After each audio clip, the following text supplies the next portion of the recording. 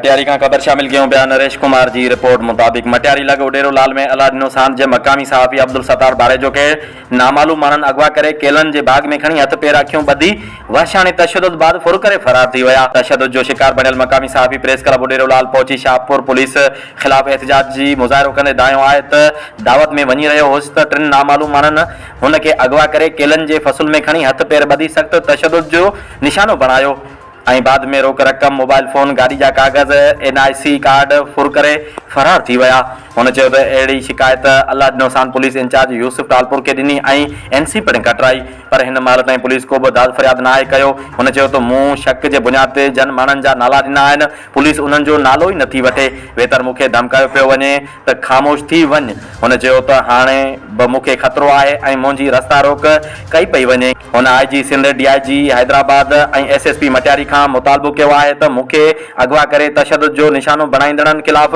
कदम खणी मूंसां इंसाफ़ कयो वञे। साफ़ या अलादीनो स्टेशन जो आऊं मोबाइल की पहिरीं छंछरु शाम अधु राति दावत ते वियुसि अलादीनो में गुज़र सभु ये दुकान ॾो त टे नामालूम हथियारों बुत बदल मूंखे फिरी आया कीरो ये कोटा ते नज़ीर अहमद कीरे कोटा उन पासे केलो मूंसां बदतरीन तशद्दुद कयूं ऐं पैसा जेके गुज़र सफ़र या खीसे पियल उहे कढियूं, मोबाइल कढियूं,